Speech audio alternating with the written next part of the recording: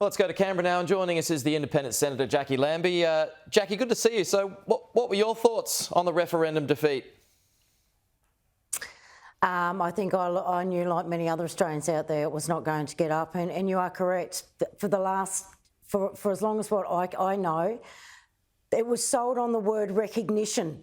And then they confused it all. And then they chucked in the Uluru Statement from the Heart, and then it was the Voice, and then it just got all very confusing. People were being sold for many, many years, Pete, the word recognition, and it just wasn't there. So it is, there is a lot of people hurting out there today. We know that. So my heart goes out to you. But seriously, and I say this to the Indigenous people out there and the people that were behind the Voice, to have a week's silence and a week off, this is not the way to do things. This is something you need to come out and fight now. You need to come out and you need to say to the leader of this country, what are you going to do for us Indigenous communities out there? But having a week's break, not on, guys. You need to stand your ground now. You need to come out and you need to say, you know what? You've put us on a bloody life support for 2 years while you've been trying to sell this Voice. And in the meantime, you've done nothing in those Indigenous communities out there around Australia. I know that because I've been travelling around them. Nothing has been done.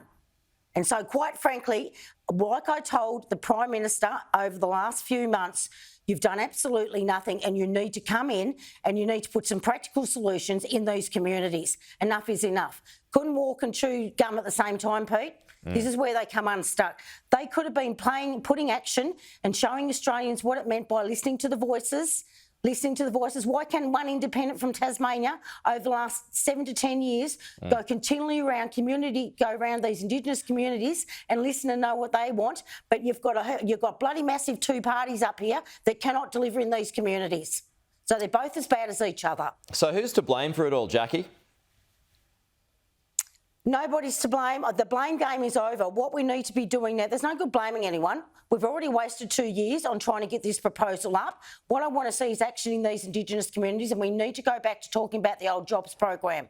We know in these communities that they need housing. Stop building white man's house in an Indigenous community. Listen to what they want. They are simple requests. We need jobs and we need trade skills in these communities. And like I said, a lot of these Indigenous communities out there, they've got no running water, they've got no power, they've got no one to fix, they've got no maintenance people out there, and they've got nobody that is trained. None of those young kids are trained in this stuff. This is a whole new beginning. And a lot of these Indigenous communities, like I said, need housing. That'd be good stuff. They need graders. They need their roads done. Get in and train their own so they can take them over, which had you have bothered back in those early 2000s keeping that jobs program in, you would have been seeing great results now, but John Howard pulled on it. That's been your problem. If you're going to go in with the Indigenous community, going 110%, mate, but going in at 50% is just not good enough. Also, Pete, I just want to make sure this is quite clear. No, it's okay. We were told there is a lot of spend out there going on. There is a lot of spend. And we've seen the Senate trying to get up a motion to see where all the money's going. Okay. The Voice has now gone down. We need to start where these causes are starting from, and they are starting from there. That money needs to be accountable, and we need to make sure it's making positive change, and we're not seeing that. This is the audit that the opposition has spoken about. Yeah, absolutely. It's time to go in there now. The vote's been taken, it's over.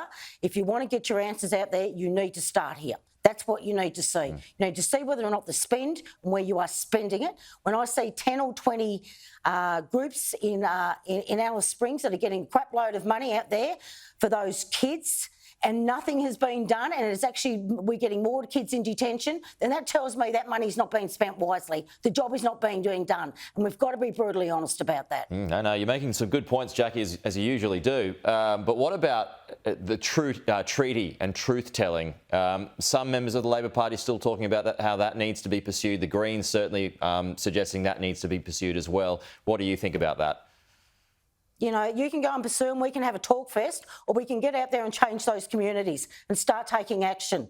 Get your bloody boots on and your jeans on, get out of your inner city living and get out there and go and visit these communities properly, not just for an hour in a bloody helicopter. Get out there and stay a few nights. Listen, look, smell it, touch it, and then you'll know what needs to be done. So So your point is that there's got to be higher priorities than treaty and truth telling. You got to get onto the ground. You got to fix the water issues, housing, etc., like you just spoke about.